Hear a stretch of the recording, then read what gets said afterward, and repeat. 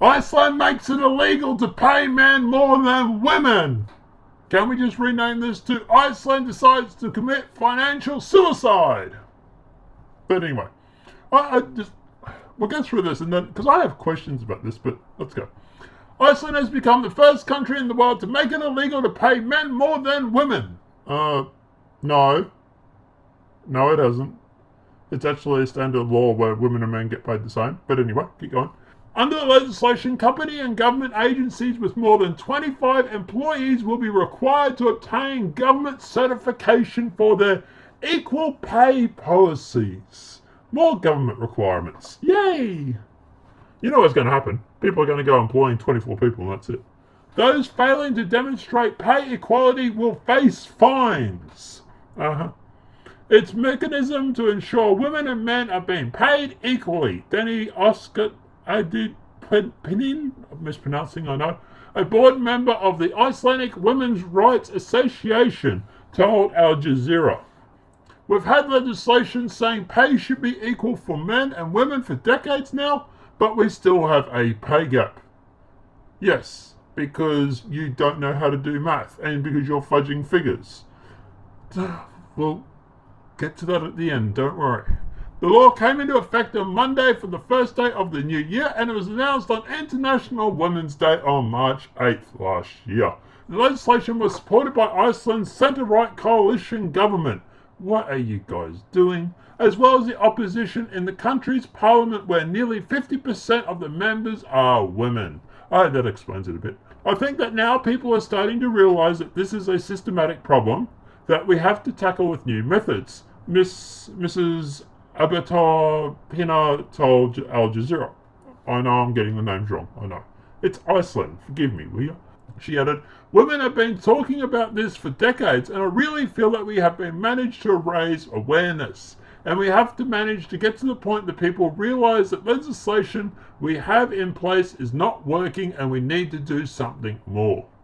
Iceland, which has a strong economy, which is soon to be falling apart, based on the tourism and fisheries, has been ranked in the best in the world for gender equality by the World Economic Forum for 9 years in a row. So, let me get this straight. A country that has been ranked number 1 in the world for gender equality supposedly has a pay gap. Mind you, they've had laws over the past decades to stop pay gap, but they don't reckon it's working. There must be a point where you sit there and think, I can't do math. But anyway, the UK came in 15th place in 2017 with a 16.9% pay gap between men and women. How did you get that pay gap? Please tell me how. Let me guess. You went through, over the course of someone's lifetime, the average woman's lifetime, worked out how much money she makes over that period of time, and then divided it by life expectancy, right? And then you did the same for males. But what you haven't taken into account is things like, for example, guys who have higher paid jobs because of danger. Guys who go through and are more inclined to do overtime. Or guys who don't have 2 years off to go and have kids. I swear, this gender pay gap, it's like a vampire. You just can't kill it. You just keep stabbing it, and the thing won't die. Anyway, moving along. Iceland's government has committed to eradicate the gender pay gap by 2022. Oh, you've already done it. You just can't do math. Sam Smithers, chief executive of the Fluorescent Society, might be mispronouncing, told The Independent unequal pay is already illegal in the UK, but what Iceland are doing requires employees to take proactive approach with government certifying what they have done. More legislation from the government. From April this year, the UK is introducing gender pay gap reporting, which will require employees with over 250 employees to publish their gender pay gaps. This is a welcome step forward, but we may need to consider more proactive measures. Okay. Particularly to tackle workplace harassment and discrimination, which have been highlighted recently as a major issue in many workplaces. She added, we also must remember that this isn't just about what is in women's interest. Of course it's not. because you really care when men aren't getting paid the same rate. Holding women back holds our economy back. Well, I thought you were a feminist. I thought you were... Aren't you a feminist? Aren't you for equality? Why are you only talking about holding women back? Tackling gender equality and discrimination is good for business and all of us. How is it good for business?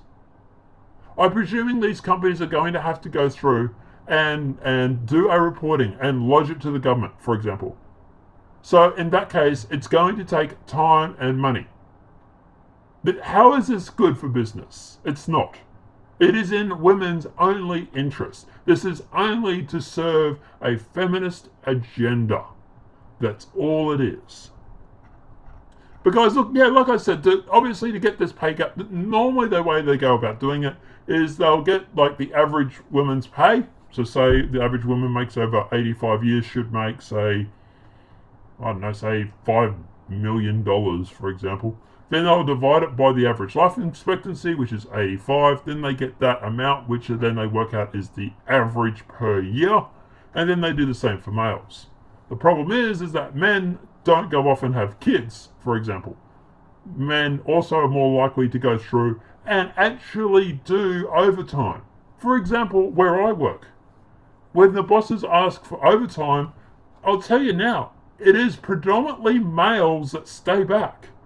In fact, the women are normally the first ones out the door. Also, when they want us to come in, for example, and do extra shifts, it is normally the males that actually do it.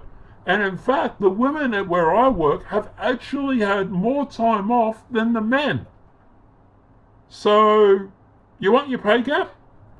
Maybe not be such a bludger and actually turn up to your shifts and do your work and do some overtime. Just saying. But yeah, guys, I don't know. Look, let me know what you think in the comment section below. Do you think this is just going to be more red tape? Or do you think this is actually going to help them out? Let me know what your thoughts are in the comment section below. Apart from that, guys, if this video has been helpful, please smack a like. If you're new, channel welcome and subscribe. And apart from that, enjoy yourself and have a great night. I'll see you in the next demonetized video from YouTube.